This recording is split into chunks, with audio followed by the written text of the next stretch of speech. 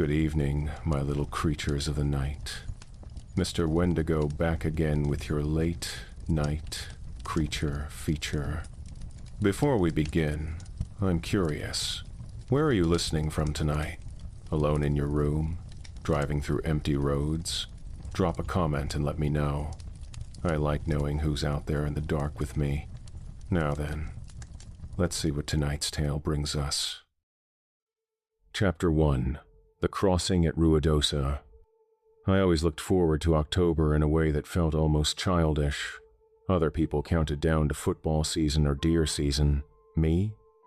I counted down to drive on Tunis, the annual reenactment in Ruidosa, Texas, along the Rio Grande. 4 days where the 21st century didn't exist. 4 days where I wasn't Nathan Perdue, 32-year-old IT specialist drowning in help desk tickets and fluorescent lighting. 4 days where I could be someone who mattered, doing something that made sense.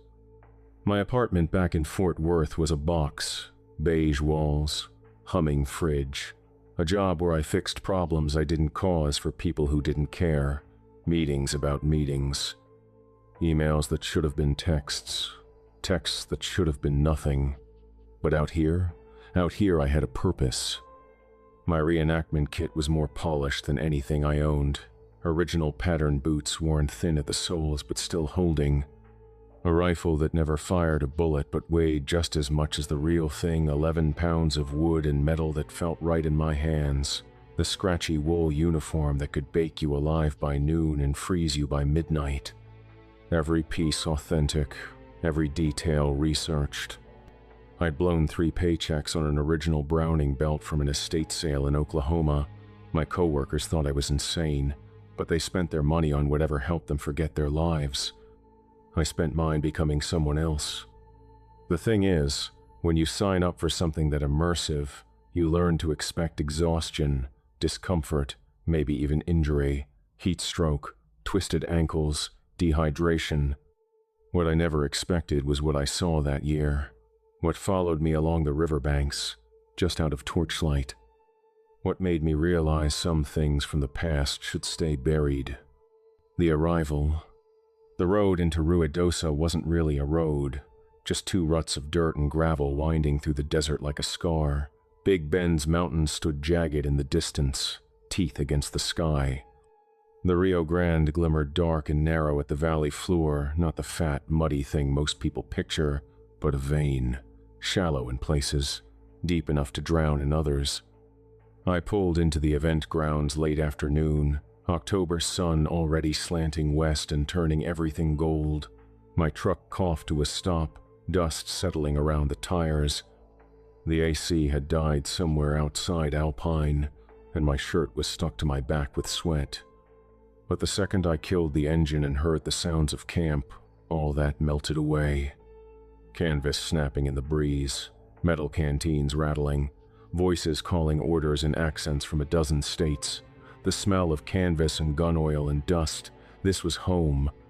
Tents stretched across the gravel flats in neat rows, each one a little pocket of 1943.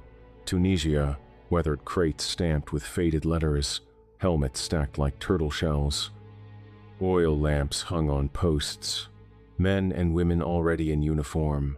Americans, Germans, British, even a handful of French partisans. I climbed out, stretched, felt my spine pop. 8 hours of driving, worth every mile. Perdue. I turned. Harlan Briggs was jogging toward me, grinning like a kid on Christmas, his khaki uniform already dark with sweat. He was built like a beer keg barrel chest, thick arms, the kind of guy who looked like he could bench press a Volkswagen. Probably could. "Figured you'd chicken out this year," he said, slapping my shoulder hard enough to make me stumble. Not a chance. I grabbed my duffel from the truck bed. "I live for this." Harlan laughed.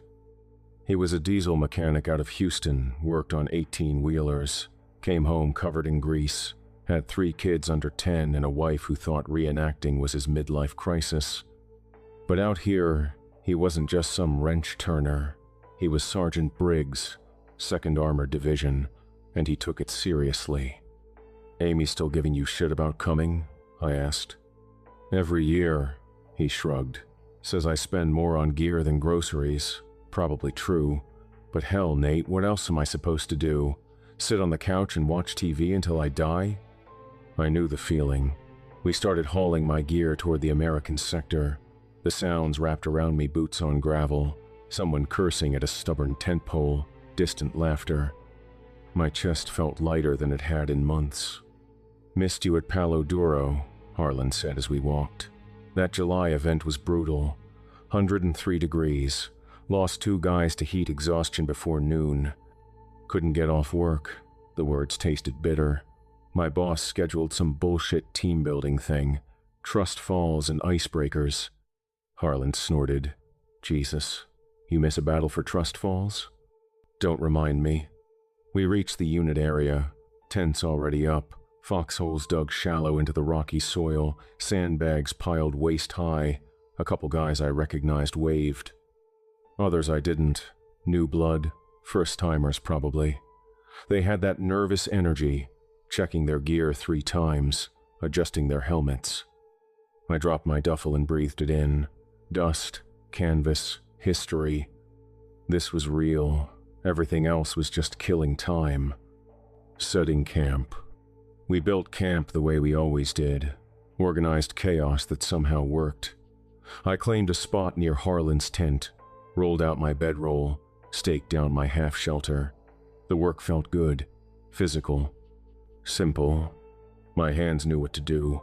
Knot the ropes, tighten the canvas, check the stakes. At work, I clicked buttons and filled out tickets and attended meetings where nothing got decided. Here, I built something. By the time the sun started dropping, camp looked like it had been there for weeks. A wall tent for the officers, complete with a stovepipe already puffing thin smoke. Supply crates stacked and labeled.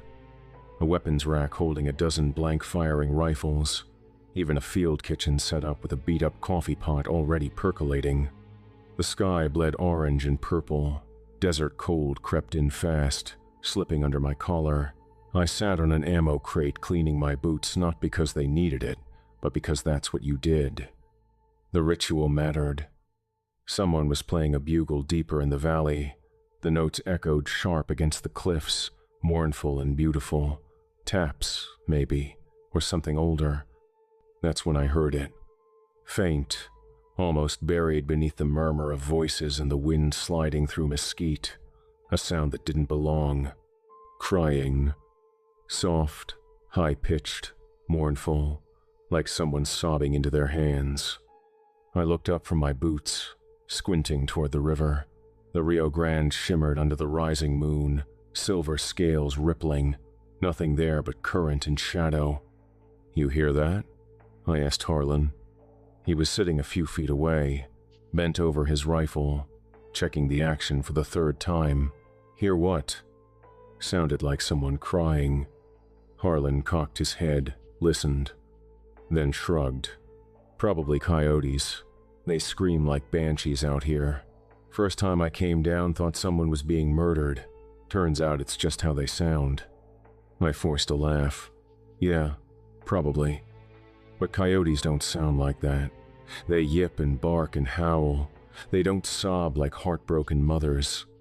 I tried to shake it off, focused on my boots, but every few minutes I glanced toward the river, watching the water slide past, dark and quiet. The crying didn't come back, at least, not then, the immersion. That night we gathered around a fire pit someone had scraped into the dirt. Flames danced, throwing shadows across tired faces. Coffee brewed in a battered pot, the smell mixing with wood smoke and dust. This was the part I loved most. Not the battles or the drills, but this sitting with people who got it, who understood why we did this.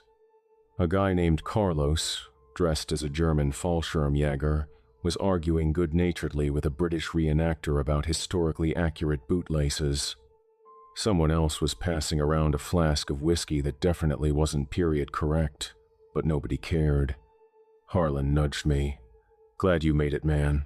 Wasn't the same without you at Palo Duro. Yeah, well, I sipped the coffee hot, bitter, perfect. Work tried to schedule me this weekend too. I told them I had a family emergency. They buy it? Don't care if they did, I grinned. This is more important. And I meant it. Back home, I was nobody. Just another drone in a cubicle, fixing printers and resetting passwords. Out here, I mattered. I had rank, responsibilities, respect. Harlan stared into the fire. You ever think about it? Like, what it would have been like, actually being there? All the time. I mean, really there. Not playing, actually getting shot at. I nodded slowly. Yeah, I think about it. Think I would have been good at it. Better than I am at anything now. Harlan looked at me. Something sad in his eyes. We're born too late, man. Way too late. We sat in silence for a while, watching the fire burn down. Around us, voices rose and fell. Someone told a joke. Someone else laughed. For a moment, it was perfect. Then the crying started again. This time, I wasn't the only one who heard it. Heads turned. Conversations faltered. It drifted across the flats, soft and distant, riding the wind like smoke. A woman's voice, sobbing. The sound carried grief so raw it made my chest ache just to hear it. What the hell is that? Someone muttered. Harlan stood, scanning the darkness beyond the firelight. Probably someone from another unit, playing a prank. But nobody laughed. The sound was too real, too broken. Then, as quickly as it started, it stopped. Silence pressed back in, thick and heavy. Coyotes, someone said, but their voice wavered. We all sat back down. The fire crackled. Conversations restarted, quieter now, forced. But I kept staring toward the river, where the water gleamed black under the moon. And I swear, just for a second, I saw something pale moving along the far bank. Miguel's warning. Miguel Herrera showed up an hour later, hauling a crate of supplies.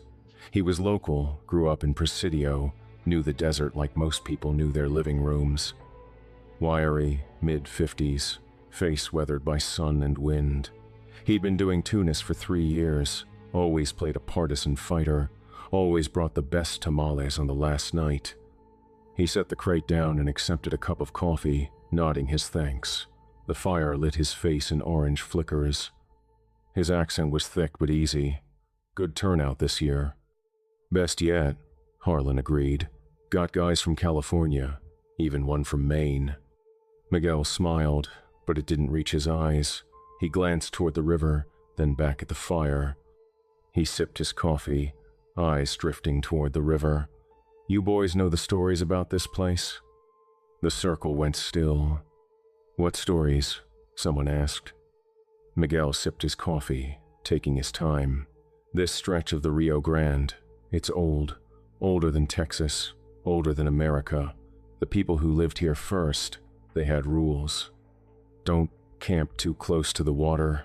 Don't go near it after dark. And if you hear crying, he paused. You leave, immediately. A nervous laugh rippled through the group. Come on, Miguel, Harlan said. You telling ghost stories? Not a story. Miguel's voice was flat, a warning. This river, it has a guardian, a spirit. Some call her La Llorona, the weeping woman. I felt my stomach tighten. Miguel continued. Long time ago, a woman lived on these banks. Beautiful, they say. Had children. Then something happened. Some say her husband left her. Some say he betrayed her. Some say she went mad.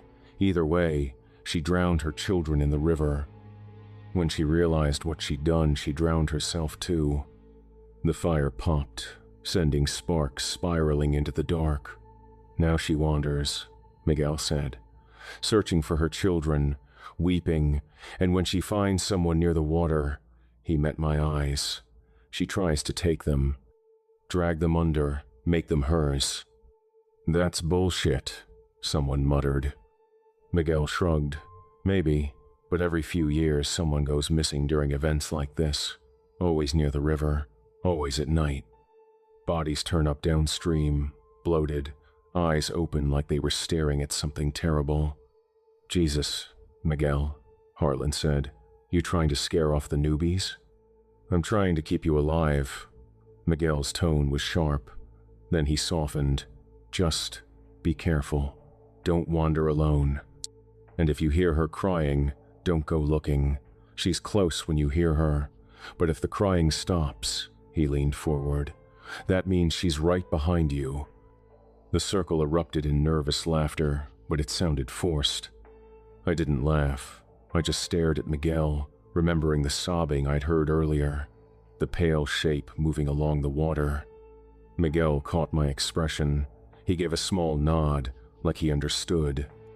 Then he stood, drained his coffee, and walked off into the dark, the river. I couldn't sleep. Tried for an hour, lying on my bedroll, staring at the canvas above my head. The camp had gone quiet except for snoring and the occasional cough. The fire had burned down to embers. But my mind wouldn't shut off. The crying, Miguel's story, that pale shape. Finally, I gave up, pulled on my boots, grabbed my jacket, and walked. The desert at night is a different world. The moon painted everything pale blue, every cactus, every rock, every shadow. My boots crunched soft on the gravel, the only sound besides the distant push of water. I didn't plan to go to the river, but my feet carried me there anyway.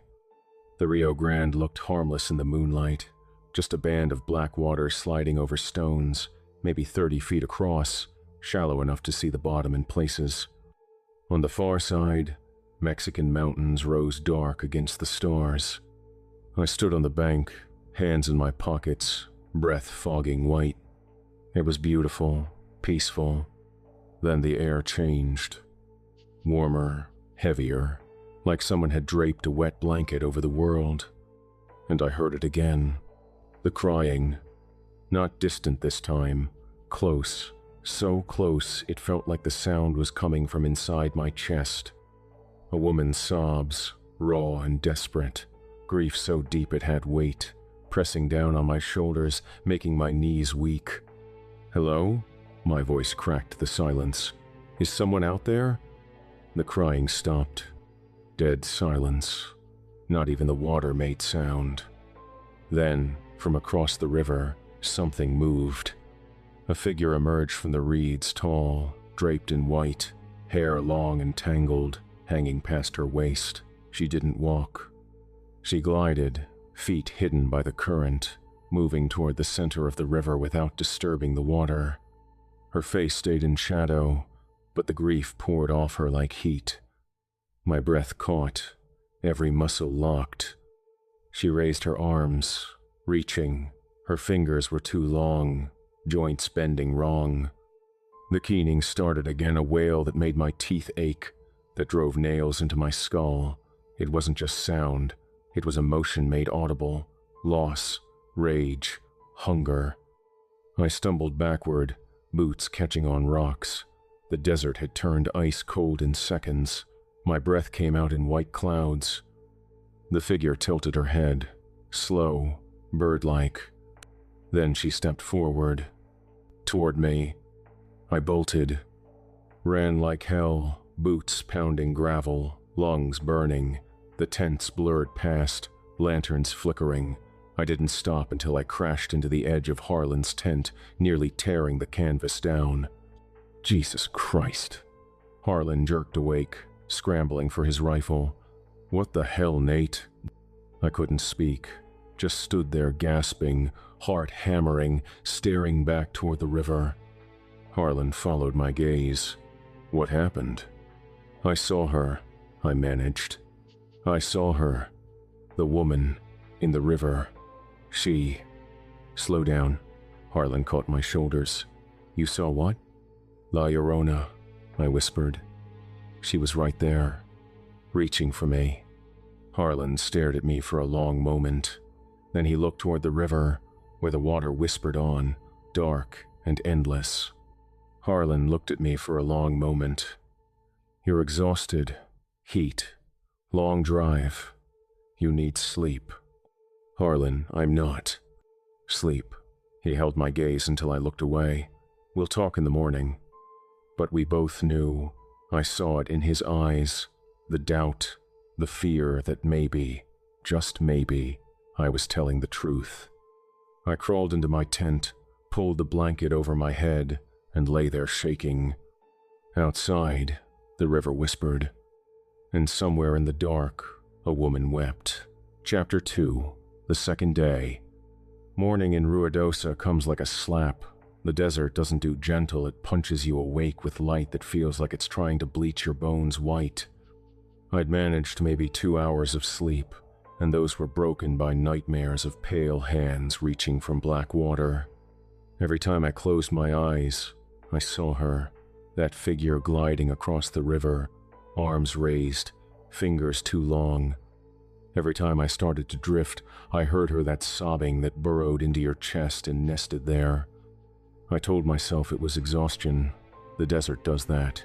8-hour drive, dehydration, sleeping on rocky ground. Your brain starts making shapes out of shadows. I'd seen it happen before, guys swearing they saw enemy movement in the brush, turning out to be nothing but mesquite and moonlight. But that didn't explain the cold, the way the air had frozen the second she appeared, the way my breath had fogged even though it was October in Texas. I crawled out of my tent just after dawn, joints stiff, head pounding.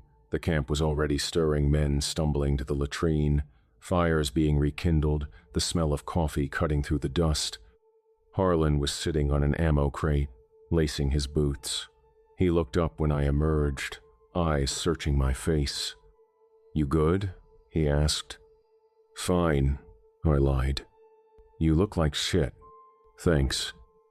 He tied off his boot and stood. "Look, about last night." "Forget it." I grabbed my canteen, took a long drink. The water was warm and tasted like metal. I was half asleep, probably saw a shadow. Harlan nodded slowly, but he didn't look convinced. "Miguel's been asking around. Says 2 guys from the German unit didn't show for morning formation." My stomach dropped. "What do you mean didn't show?" "Gone. Tents empty, gear still there, like they walked off in the night. Maybe they drove home. Family emergency or something. Maybe." Harlan's jaw worked. "But their cars are still here." We stared at each other. Neither of us wanted to say what we were both thinking. The river. Battle orders. Whistles shrieked across the flats, sharp and insistent. The commanding officer, a retired Marine named Keller, who took this stuff deadly serious, barked orders through a bullhorn. "Fall in! Line formation! We're burning daylight!" I pulled on my uniform, the wool scratchy against my skin, buckled my belt, adjusted my helmet, slung my rifle. The weight felt good, familiar, real. Around me, dozens of men did the same, Germans in field gray, British in khaki, Americans in olive drab. For a moment, the 21st century vanished. We were back in 1943, preparing for the final push outside Tunis. The world looked almost beautiful, mountains framed in hazy gold, the Rio Grande twisting silver through the valley, dust rising from boots as squads maneuvered into position. Photographers from El Paso and Alpine had set up along the ridge, cameras ready. "Today," Keller shouted, "we recreate the assault on Hill 609. Axis forces dug in, Allied armor pushing through. Keep your spacing tight, your movements sharp. Civilians are watching." The line moved forward. Blank rounds popped, the sound crisp in the thin air.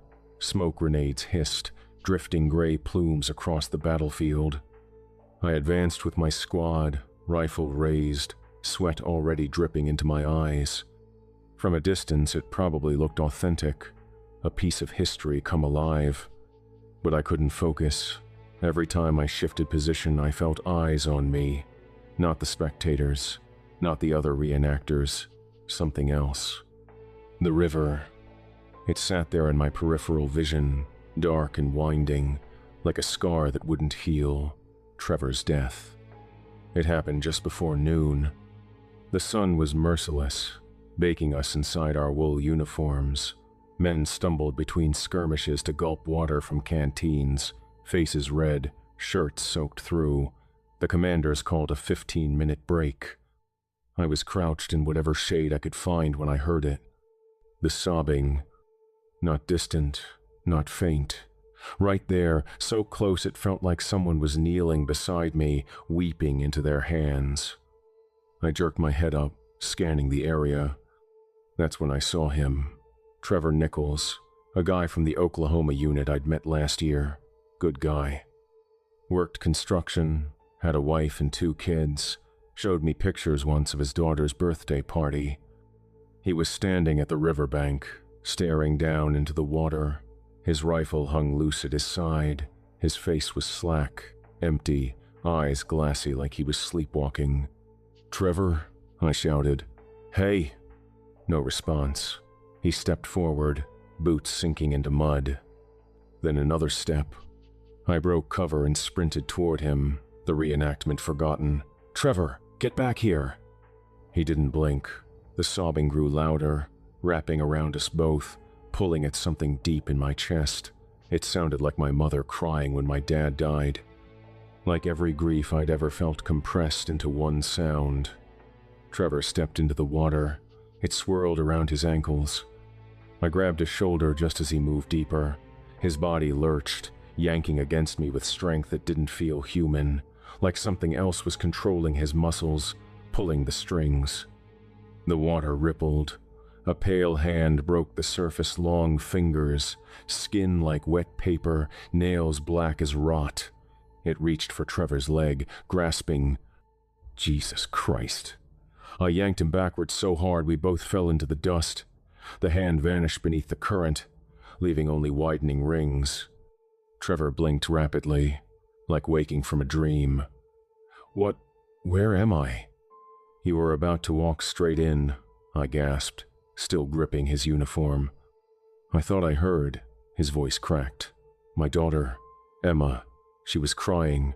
She needed me. That wasn't Emma. Trevor looked at the river, then at me. His face went pale. Oh God. Oh Jesus. He scrambled to his feet and stumbled back toward camp, leaving his rifle in the dirt. I turned to the water, hands shaking. For just a heartbeat, I saw her beneath the surface, a face ashen as bone, hair floating like black weeds, eyes locked on mine. Her mouth opened impossibly wide, and I heard the scream not with my ears, but inside my skull. Then she was gone. I stood there for a long time, staring at the spot where she'd been, my heart hammering against my ribs. Behind me, someone blew a whistle. The battle was resuming. But all I could think was, she's hunting. Camp unease. By afternoon, the whispers had spread like wildfire. 2 Germans missing. Trevor nearly drowned. Men muttering about seeing shapes in the reeds, hearing voices that called their names. Keller tried to keep order, barking that it was heat, exhaustion, dehydration, nerves, but you could see the doubt in his eyes. Harlan found me sitting alone near the supply tent, staring at nothing. He sat down beside me, voice low. "You look like you've seen a ghost." "Maybe I have." Silent for a moment, Trevor told people what happened, says you saved his life. Something was pulling him under. I saw it. "What did you see?" I met his eyes, her hand, coming out of the water, pale, wrong, like something dead that didn't know it yet. Harlan's jaw tightened. He looked toward the river, then back at me. "This is insane. We're grown men. We're supposed to be rational." I know what I saw. "Yeah," he rubbed his face. "I know you do. That's what scares me." We sat there as the sun began its slow descent, painting the desert orange and red. Around us, camp continued, men cleaning rifles, fixing gear, telling stories, normal. But nothing felt normal anymore. Miguel's truth. That night, after a dinner of beans and cornbread that tasted like cardboard, I found Miguel sitting alone by a dying fire. He was smoking a hand-rolled cigarette, staring into the embers. I sat down across from him without asking. He didn't look up from the fire. She's awake. No preamble. No surprise that I'd come looking. You knew this would happen. I hoped it wouldn't. Miguel took a long drag, exhaled smoke into the night. Some years she sleeps. Some years she doesn't. This year, he shook his head. This year she's angry. Why? Who knows? Maybe something woke her. Maybe it's the reenactment, all these men playing at death, pretending at war. Maybe she thinks we're mocking something. The story you told last night, about the woman who drowned her children, that's real? Miguel crushed out his cigarette. My grandmother saw her, 1958, right here on this stretch. She was washing clothes in the river at dawn, and she heard the crying. Looked up and there she was standing in the current, arms raised, looking for something. My abuela ran, didn't stop running until she reached town. Did she? A week later, 3 bodies washed up downstream, 2 men and a boy, all drowned. No one knew how. Miguel's eyes reflected the firelight. They had this look on their faces, like they'd seen something terrible, eyes wide open, mouths stretched. My skin crawled. Why didn't you warn us? I asked. Before we came here? Would you have believed me? Miguel smiled sadly. You'd think I was crazy, or trying to scare you. No one believes until they see her. And by then, he gestured vaguely at the river. By then it's too late. What does she want? Same thing she's always wanted. Her children back, but they're gone, have been for centuries. So she takes others, drags them down, makes them hers. He leaned forward. You saw her last night, didn't you? At the river? I nodded. And you ran. Yeah. Good. Miguel's voice was firm. That's why you're still alive. The ones who don't run, the ones who stay and stare, those are the ones she takes. Trevor almost. I heard. You saved him. But she'll try again. She's patient. She has all the time in the world. I stared into the fire, watching embers pulse and fade. What do? We leave, pack up, drive away, never come back. And if we don't? Miguel was quiet for a long time. Then he said, then we die. All of us, one by one, or all at once. She doesn't care. She'll take what she can get. The fire crackled. Somewhere in the distance, a coyote yipped. And beneath it all, faint but unmistakable, I heard her. Crying, night raid. Sometime after midnight, the bugle blew. 3 sharp notes cutting through the silence. Night assault, someone yelled. Germans are attacking. All hands, defensive positions. I scrambled from my tent, grabbing my rifle, trying to shake off sleep. Around me, men poured out in various states of dress, some in full uniform, others in thermals and helmets, all of us stumbling through the dark. Lanterns bobbed like fireflies. Officers barked orders. The crack of blank rounds echoed off the cliffs. For a few minutes, it was perfect chaos. The kind we trained for, the kind that made you feel alive. I fell into line, advanced with my squad, fired blanks at shapes in the dark. Then I heard it. Not the blanks, not the shouting, something underneath. The sobbing. It came from everywhere, from the river, from the tents, from inside my own skull, a chorus of grief so loud it drowned out the battle. I froze, rifle lowering. Others heard it too. I saw men stopping mid-stride, heads turning, confusion spreading through the ranks. What is that? Harlan shouted. The wailing grew louder. Dozens of voices braided together, crying out in unison. Then the shapes appeared. White figures emerging from the reeds along the river. 10, 20, more. All of them tall, draped in rotting fabric, hair hanging long and wet. They swayed in the darkness, arms raised, mouths open in soundless screams. Oh, Jesus, someone whispered. The figures glided forward. not walking, gliding. Their feet never touched the ground. "Fall back," Keller yelled. "Everyone fall back." But it was too late. One figure broke from the group and rushed toward a kid from Arizona, first-timer, maybe 20. She closed the distance in heartbeats. Her hand shot out and seized his throat. He clawed at her arm, legs kicking. She twisted with one hand. His neck snapped with a wet crack that echoed across the flats. She dropped him face first in the dirt, head bent at an angle that made my stomach turn. The camp exploded into screams. The first wave. Men scattered in every direction. Some fired their blank rifles, useless rounds that did nothing. Others threw them down and ran. A few froze, minds unable to process what they were seeing. The white figures spread through camp like a flood. They grabbed men by the arms, the legs, the hair, dragged them screaming toward the river. I saw one figure lift a reenactor over her head and hurl him 20 feet into a mesquite tree. He hit with a crunch, branches punching through his back, and hung there twitching, blood pouring from his mouth. Another man tried to fight back, swinging a shovel. The figure caught it mid-swing, ripped it from his hands, and drove the blade through his chest. He dropped to his knees, staring down at the metal jutting from his sternum, and fell forward. Blood soaked into the dust. Screams filled the air. "Run!" Harlan grabbed my arm. "Nate, we have to run." But I couldn't move. I just stood there, frozen, watching the massacre unfold. A figure glided toward us. Her face was pale, skin stretched tight over bone. Her eyes were black pits. Her mouth opened, and the wail that came out drove needles into my brain.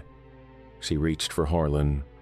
He shoved me aside and swung his rifle like a club. It connected with her skull, a solid hit that should have dropped her. She didn't even flinch. Her hand shot out and grabbed his throat. Harlan's eyes went wide. His boots left the ground. "No," I lunged forward, grabbing her arm. It was ice, colder than anything I'd ever felt. The cold burned, searing my palms, and I screamed but didn't let go. For a second, her grip loosened. Harlan dropped, gasping. Then she turned to look at me. Her face was inches from mine. I saw everything, the rotted teeth, the hollow eyes, the grief carved into every line. She smelled like river mud and decay. She opened her mouth and screamed directly into my face. The sound shattered something inside me. My vision went white. My knees buckled. Then she was gone, just vanished, leaving only a rush of icy air. I collapsed, gasping, ears ringing. Harlan dragged me to my feet. "Move," he yelled. We ran, bodies in the water. We made it maybe 50 yards before we saw them. The river was full of bodies. Men from our unit, from the German unit, from the British unit. Dozens of them, floating face down, uniforms ballooning with trapped air. Some were already bloated, skin pale and waterlogged. Others still twitched, drowning in slow motion. The white figures waded through the current, pulling men under, holding them down until the thrashing stopped. I saw one reenactor, Marcus, a teacher from Dallas, trying to swim. A figure yanked his ankle and yanked him under. He came up once, gasping, then disappeared. Bubbles rose, then nothing. Another man was already dead, wedged between rocks, eyes open and glassy. Something pale swirled around him, stripping flesh from his arms in ribbons. "Oh God," Harlan whispered. "Oh Jesus Christ." We turned and ran the other direction. But everywhere we looked, there were more of them, more white figures, more bodies, more blood soaking into the desert dust. The camp was burning now. Someone had knocked over a lantern, and flames licked up canvas, casting everything in hellish orange light. Smoke and screams and sobbing, all of it blending together into a symphony of nightmare. "Where's Miguel?" I shouted. Harlan shook his head. "I don't know. I don't." A figure emerged from the smoke ahead of us. Miguel, face pale, uniform torn. He was running flat out, mouth open in a soundless scream. Behind him came 3 of the white figures, gliding in perfect unison. "Miguel!" I yelled. "Run!" He saw us. His eyes went wide with hope. Then one of the figures caught him. She grabbed the back of his shirt and lifted him. Miguel thrashed, screaming prayers and curses in Spanish. She brought him close, almost tenderly. Then she bit down on his shoulder. The crunch of bone cut through the chaos. His scream stopped. She shook him once. His arm tore free at the shoulder. She dropped him in the dirt. "Help me," he gasped. "Please." The other 2 figures descended on him. I looked away, but I heard it. The wet tearing, the cracking, the final, gurgling scream. When I looked back, there was nothing left but red dirt and scraps of fabric. Miguel was gone. "Retreat. We have to get to the trucks," Harlan said. His voice was shaking. "Now, before they cut us off." We tore through the burning camp, jumping over bodies, dodging figures that glided through the smoke. My lungs burned. My legs screamed. A white figure appeared in front of us. Harlan didn't slow, just lowered his shoulder and barreled through her. She staggered, and we were past, running into the darkness beyond the firelight. The parking area came into view. A dozen vehicles scattered across the gravel trucks, SUVs, sedans, most empty, a few with people inside, trying desperately to start engines. We reached Harlan's truck. He fumbled with his keys, hands shaking so badly he dropped them twice. "Come on," I urged. "Come on." The engine turned over, caught, roared to life. "Get in," Harlan yelled. I dove into the passenger seat. Harlan threw it in reverse, tires spinning, gravel spraying. Through the windshield I saw them, dozens of white figures, standing in a line between us and the road out, just standing there, watching. "Ram them." "What?" "Ram them." Harlan's jaw set. He shifted into drive and floored it. The truck surged forward, engines screaming. The white figures didn't move. We hit the line doing 40. They vanished like smoke. No impact, no resistance, just gone. Then we were on the road, tires finding pavement, the camp disappearing behind us. I looked back through the rear window. The entire valley was burning, flames reaching toward the black sky, bodies everywhere, and standing at the edge of the firelight, watching us go, were the white figures. One of them raised her hand, waving or beckoning. I turned away and didn't look back again. Chapter 3, The Massacre. We didn't make it far. 3 miles, maybe 4, before Harlan's truck coughed, sputtered, and died. The engine just quit, like someone had reached up and cut the fuel line with a knife. "No," Harlan whispered, turning the key. "Nothing. No, no, no." He tried again. The starter clicked. Once, twice, then silence. "What's wrong with it?" I asked, though I already knew. Deep down, I knew.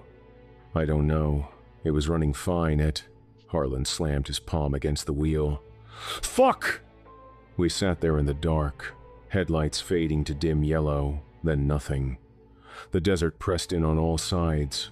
No other vehicles, no lights, just mesquite shadows and the sound of our breathing. Behind us, maybe 2 miles back, the sky glowed orange. The camp was still burning. We walk. "Walk where?" "We're in the middle of nowhere.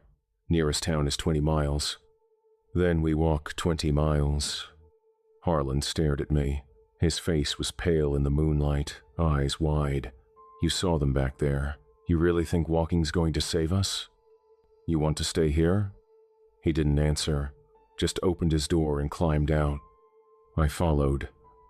The night was cold, that sharp desert cold that cuts through clothing and settles in your bones. My uniform was soaked with sweat, and God knows what else. Blood, probably, dirt, smoke. We started walking, boots crunching gravel. The road stretched ahead, pale in the moonlight, winding through rocks and brush. Behind us, faint but growing, I heard it. The sobbing, the return.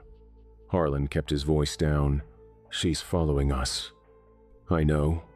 We can't outrun her. I know that too. We walked faster, not quite running but close. My legs ached, my lungs burned. I'd been awake for God knows how long, running on adrenaline and fear.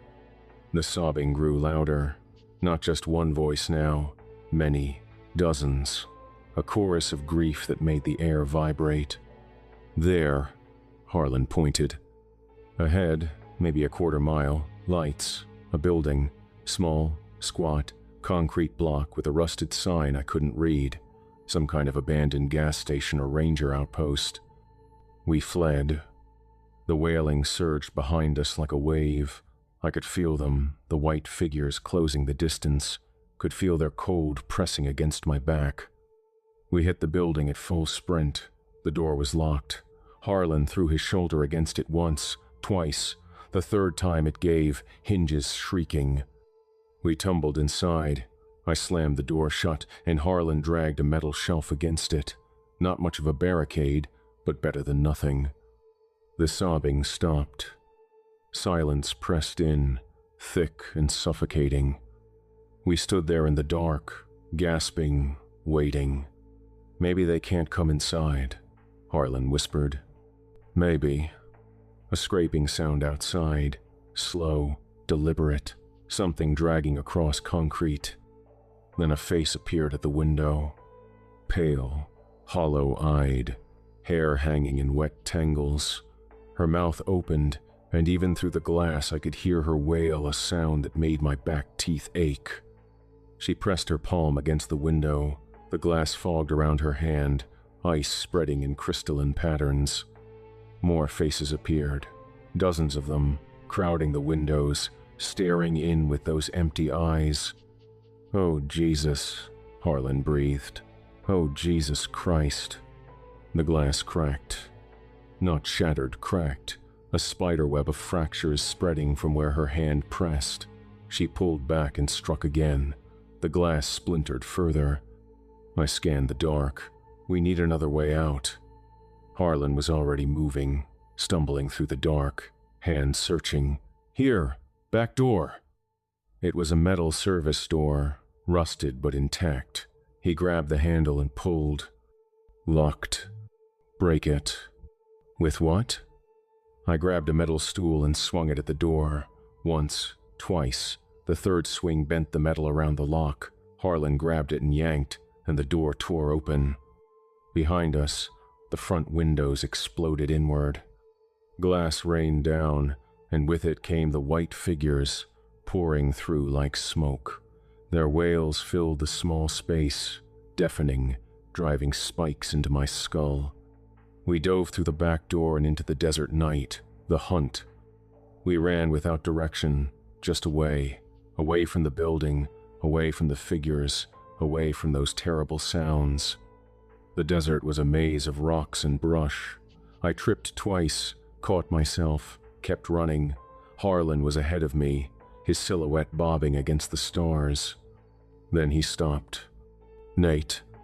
I nearly crashed into him. What? Why are you? Then I saw. We'd run in a circle, or she'd herded us. Either way, we were back at the river. The Rio Grande stretched before us, black and whispering, and along the banks, standing shoulder to shoulder, were the white figures, dozens of them, maybe 100, all facing us, all waiting. No, Harlan whispered. No, this isn't. One figure stepped forward. She was taller than the rest, her hair hanging past her knees, her dress tattered and stained with things I didn't want to identify. When she raised her arms, the others swayed in unison. She opened her mouth and sang. Not sobbing, not wailing, singing, A lullaby in Spanish, the words old and sad and beautiful. Duermete, mi niño. Sleep, my child. Harlan's legs buckled. He dropped to his knees, eyes glassy. Harlan, I grabbed his shoulder. Stay with me. But he wasn't hearing me. His eyes were fixed on the figure, on her reaching hands, and his face had gone slack, peaceful. My kids, he whispered. I can hear my kids. They're calling me. That's not your kids. I need to go to them.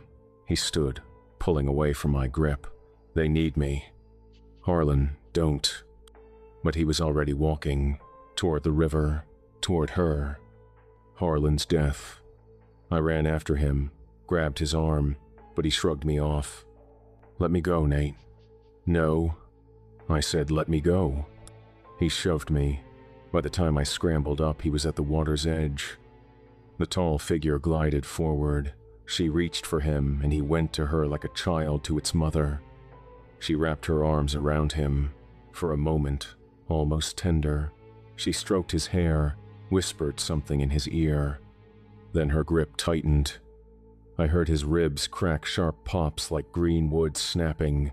Air blew from his lungs in a wet rush. Nate, he managed, and blood spilled from his mouth. Her arms kept constricting, his body folded. Then she bit into his throat, tore out his windpipe in one pull. Blood sprayed across the water, turning the current red. She dropped what was left of him into the river. I couldn't move, couldn't breathe. Harlan was gone. The figure turned to me. Blood dripped from her chin. She smiled. Then she started toward me. The swarm. I bolted. Didn't think, didn't plan, just ran. Behind me, the wailing rose in a wave. All of them, every white figure along the river joined the chase. Their wails braided together into a sound that was almost physical, pressing against my back, trying to drag me down. I ran through mesquite that tore at my uniform, over rocks that twisted my ankles, through arroyos that tried to trip me. My lungs were fire, my legs were rubber. But I kept running. They were faster. I could hear them behind me, gliding over terrain that should have slowed them, getting closer, always closer. A hand brushed my shoulder. Ice shot through my body. I stumbled, nearly fell, caught myself against a boulder. 3 of them stood in front of me, blocking the path, hair hanging like curtains, arms raised, mouths open in soundless screams. I turned to run the other way. More of them, surrounding me, dozens, a circle of pale faces and reaching hands. I was trapped. The tall one, the one who'd killed Harlan, glided through the circle. The others parted for her like water. She stopped 3 feet away, close enough that I could smell her. River mud, decay, old death. She tilted her head, studying me. Why? I managed. My voice came out broken. Why are you doing this? She didn't answer. Maybe she couldn't. Maybe there was nothing left inside her but grief and rage and hunger. She raised her hand, reaching for my face. I closed my eyes, waited for the cold, the pain, the end. It didn't come. I opened my eyes.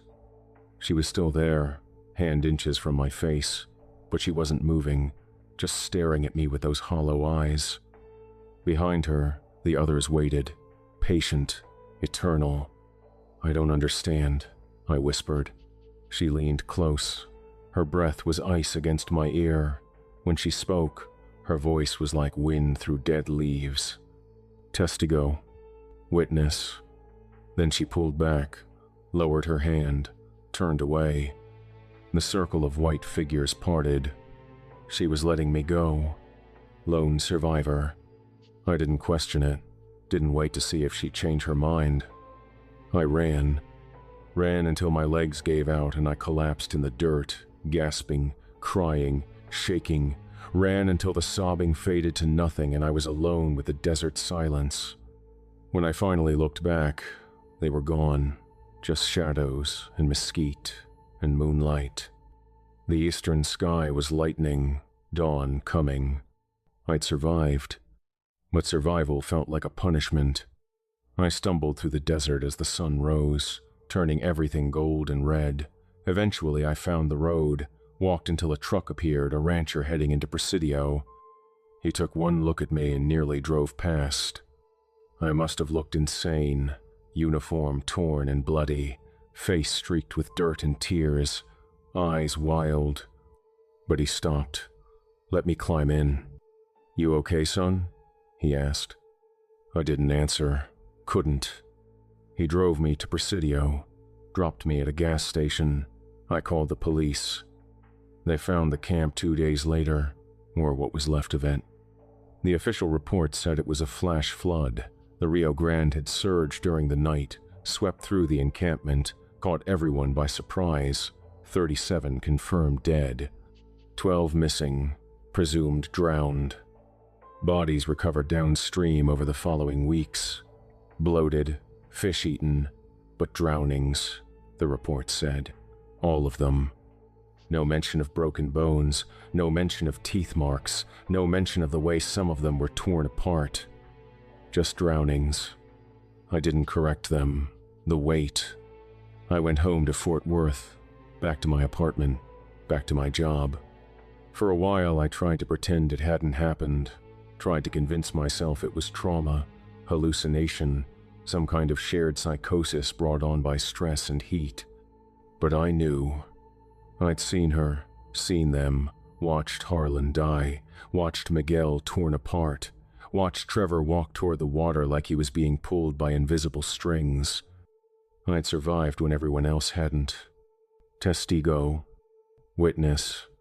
She'd let me live so I could tell it, so someone would know, so the story would survive. I quit my job 2 months later, couldn't sit in that cubicle anymore, couldn't fix printers and reset passwords like the world was normal. Couldn't pretend I belonged in this century when everything I'd loved was gone. Harlan's funeral was closed casket. What they'd pulled from the river wasn't something you showed people. His wife thanked me for coming, for being his friend. His kids stared at me with hollow eyes. I didn't tell them how he'd died, how he'd heard their voices, how he'd walked to her willingly because he thought they needed him. Some things you carry alone. Miguel didn't have a funeral. They never found enough of him. I tried going to other reenactments, thought maybe it would help, but I'd walk into camp and hear the sounds: canvas snapping, metal rattling, men laughing, and all I'd see was bodies. All I'd hear was sobbing. I lasted 10 minutes before I had to leave. Now I just drive. Long stretches of empty highway, windows down, radio off, trying to outrun the memory, trying to put distance between me and the Rio Grande. But you can't outrun memory. It follows. It waits. And late at night, when I'm alone in some motel room in some nowhere town, I still hear her. The sobbing. Faint but there, always there. Sometimes I think about going back, finishing what she started, walking into the river and letting it take me. But I know I won't. Because I'm the witness. That's my punishment.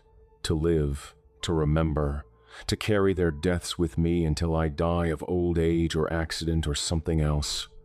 Testigo. I'll carry it until I can't anymore.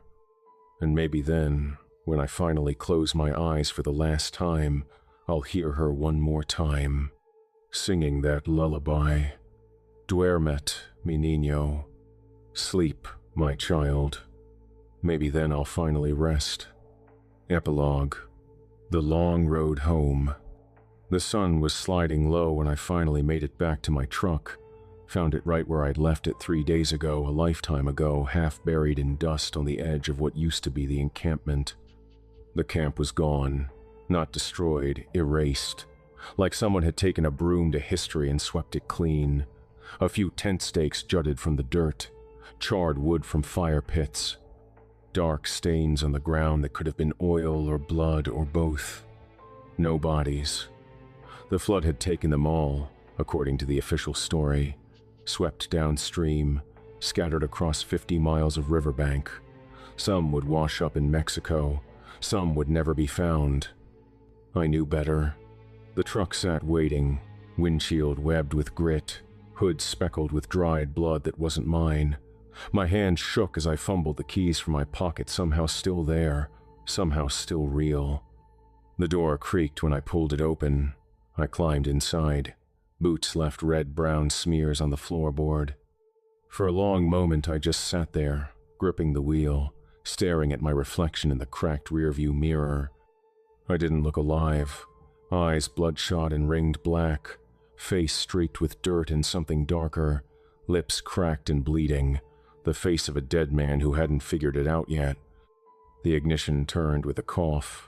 The engine caught, rumbled, the sound of something normal in a world that had stopped making sense. I put it in gear and rolled forward. The desert road. The road unspooled ahead, that same strip of faded asphalt cutting through emptiness. Mountains flamed red in the dying light.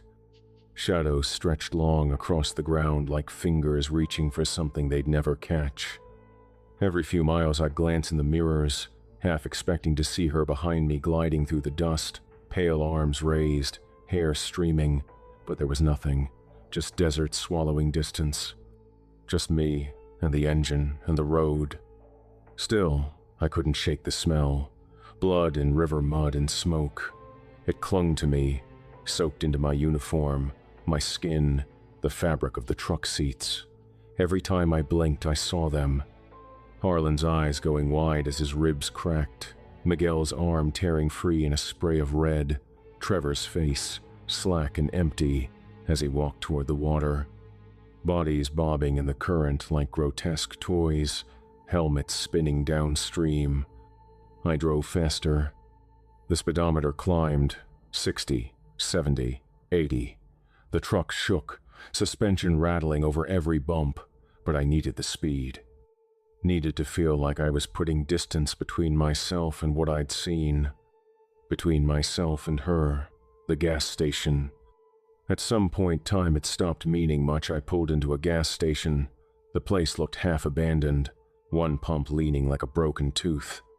Windows of the attached shop covered in dust thick enough to write your name in. The sign out front flickered. P. Isidio. 2 letters dead, the rest dying. I climbed out on legs that barely held me, started filling the tank. The pump ticked and whirred, numbers spinning too slow. My hands wouldn't stop shaking. The world was silent except for that ticking. No cars on the road, no voices, just wind pushing trash across empty pavement. When the tank was full, I stumbled inside. The bell above the door jingled shockingly normal. That sound made me flinch. Inside, shelves sat mostly empty. Dust covered everything. An old man behind the register looked up at me, eyes narrowing behind thick glasses. "You all right, son?" His voice was rough, West Texas drawl thick as mud. My throat worked, but no words came. I realized how I must have looked uniform, torn and stained, boots caked with dried mud and worse, face streaked with God knows what. Like something that had crawled out of a grave. I grabbed 2 bottles of water from the cooler. They were warm, but I didn't care. Slapped a crumpled 20 on the counter and walked out without waiting for change. The old man called after me. "Son, you need help? Want me to call someone?" I didn't answer, just climbed back in the truck and drove. Drained 1 bottle in desperate gulps, water spilling down my chin, my throat, soaking my collar. The second I clutched like it was gold. Like it was proof I was still human, still needed things like water and air and warmth. I drove on. Night falls. The desert turns against you after dark. Temperature dropped fast. The windshield fogged. Stars burned sharp and cold overhead. More stars than should be possible, like someone had torn a hole in the sky and let all of creation bleed through. Headlights carved tunnels through the black. Every mile marker passed like a heartbeat, steady, slow, mocking. That's when the silence became unbearable. My thoughts clawed at me, voices replaying, screams looping, Harlan calling my name, Miguel praying in Spanish, the wet sounds of bodies breaking, the crystalline wail that made my bones ache. I needed something, anything to drown it out. I reached for the radio. Static. The dial glowed green in the darkness. I twisted it, searching. Static. Just white noise, crackling and hissing. I kept turning, up and down the spectrum. A country song flickered for half a second before dissolving into fuzz. Then a preacher's voice, warbling about salvation and judgment, cut off mid-verse like someone had pulled a plug. I leaned closer, squinting at the console like that might help. Twisted the knob again, slower this time. And then I heard it. Soft, thin, almost buried in the crackle. A sob. My chest seized. My hand froze on the dial. It came again, clearer, a woman's voice weeping, the same grief I'd heard on the river, the same endless sorrow. I twisted the knob frantically, trying to escape it, but the sobbing followed, stronger with each shift, bleeding through every frequency, country stations, talk radio, emergency broadcast, all of it drowning in her tears. The air in the cab grew colder. My breath fogged on the windshield. Ice crystals spread across the glass in delicate patterns. "No," I whispered. My voice cracked. "No, no, no." The sobs built into wails. Her voice filled the truck, too loud, too close, like she was sitting in the passenger seat, mouth pressed to my ear. "Mi niño," the words distorted, stretched. "Mi niño perdido," my lost child. Then, cutting through the static, clear as a bell. "Testigo," witness. My heart stopped. The static swallowed it whole. Silence again. Dead air. I sat there shaking, gripping the wheel until my knuckles went white, until my hands cramped. The truck swayed with my trembling. She was still with me. Not behind me, not chasing. With me. Inside the truck, inside my head, inside whatever passes for a soul. The radio stayed silent after that. I didn't touch it again. The knowing. I drove through the night, past Presidio, past Marfa's strange lights, past Fort Stockton and its truck stops glowing like islands in the dark. I drove until the sun came up again, painting the desert gold and merciless. Somewhere outside Abilene, I finally pulled over, killed the engine. Sat there as traffic hummed past on Interstate 20, normal people doing normal things, living normal lives that would never include what I'd seen. I looked at my hands on the wheel, still shaking, still covered in dirt and blood I couldn't seem to wash off. I'd survived. Against all odds, against everything that should have killed me, I'd survived. But survival wasn't mercy, it was punishment. Testigo, witness. She'd let me live for a reason, so someone would know, so someone would carry the story forward. So the next time someone decided to camp on the Rio Grande and play at war and disturb the old places where grief lives, someone would be able to say, "I was there, I saw, this is real." The weight of it settled on my shoulders like stones. 37 dead, 12 missing, Harlan, Miguel, Trevor, men whose names I'd never learned. All of them gone because we'd wandered into her territory and thought history was something we could play with.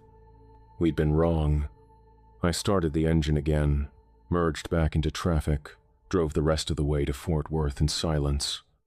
When I got home, I sat in the parking lot of my apartment complex for an hour before I could make myself go inside. The building looked foreign, like it belonged to someone else's life. I climbed the stairs, unlocked my door, stepped into rooms that smelled stale and empty. Everything was exactly as I'd left it. Coffee mug in the sink, mail on the counter, laptop on the desk, my other life, waiting, like the last 4 days hadn't happened. But they had. I walked to the bathroom, looked at myself in the mirror, really looked. The face staring back wasn't mine anymore. Older, harder, eyes that had seen things they couldn't unsee. I turned on the shower, let it run hot, stripped off the uniform, that wool that had been authentic and important and meaningful. Now it was just cloth soaked in blood and river mud. I threw it in the trash. Stood under the water until it ran cold, scrubbed my skin raw, watched the drains swirl with dirt and red. But I couldn't wash away the memory. Couldn't wash away her voice, living after. The days blurred together after that. I called in sick to work, then sick again, then took a leave of absence. Eventually they just fired me. I didn't fight it. How could I sit in a cubicle and fix computers and pretend the world made sense? I tried sleeping but couldn't. Every time I closed my eyes, I was back there, in the dark, by the river, watching her reach for me with those pale hands. I tried drinking, but that just made it worse, made the memories sharper, made her voice louder. I tried talking to therapists. They wanted to diagnose me with PTSD, survivor's guilt, acute stress disorder. They gave me pills. The pills made me numb but didn't make me forget. So I stopped taking them, stopped going, just drove instead. Long stretches of highway with no destination, windows down, radio off, trying to outrun something that lived inside me now.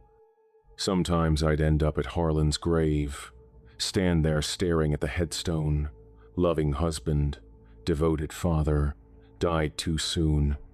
They didn't know how he'd died, didn't know he'd walked to her because he'd heard his children's voices, didn't know his ribs had shattered like glass, didn't know she'd torn out his throat and dropped him in the river like garbage. I never told them.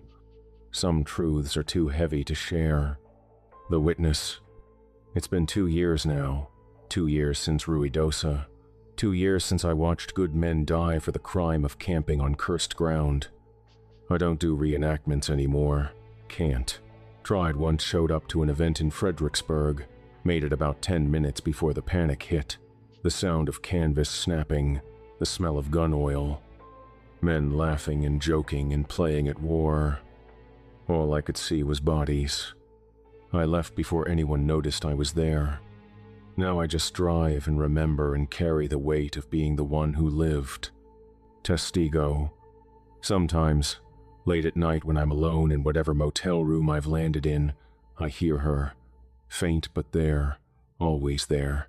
The sobbing that never ends. The grief that predates nations and borders and human understanding. I know she'll never let me go. Not really. I'm hers now. Connected by that moment when she looked at me and decided I was worth keeping alive. Not out of mercy. Out of purpose. So I write this. Put it down in words. Hope that maybe someone reads it and understands. Hope that maybe the next time someone wants to camp on the Rio Grande near Ruidosa, someone shows them this and says, don't. Stay away from the river. Don't go near the water after dark. And if you hear a woman crying, run. Run and don't look back. Because La Llorona is real. She's waiting. And she's always hungry. I'm proof of that. Living proof. The witness who survived to tell the story. But survival isn't victory. It's just a longer death. Duermete, mi niño. Sleep, my child. Maybe someday I will. Well, boys and ghouls, that wraps up another terrorific tale from the vault. Poor Nathan thought he survived the Rio Grande, thought making it back to Fort Worth meant he got away. But La Llorona doesn't let witnesses forget. She marks them, keeps them breathing so someone will remember. If this story crawled under your skin the right way and made you think twice about ignoring folklore warnings, hit that subscribe button. New creature features drop every single day at 8 p.m. Central, and trust me when I tell you that tomorrow's tale is even nastier. Leave a like if you'll be listening a little closer the next time you hear crying near moving water, making absolutely sure it's actually someone who needs help and not something that's been hunting those banks for centuries. And drop a comment down below, where are you listening from tonight? Until next time, kiddies. Keep your distance from the Rio Grande after dark and your camping spots far from any water that whispers. This has been your late night creature feature. I'm Mr. Wendigo, and the weeping never stops, never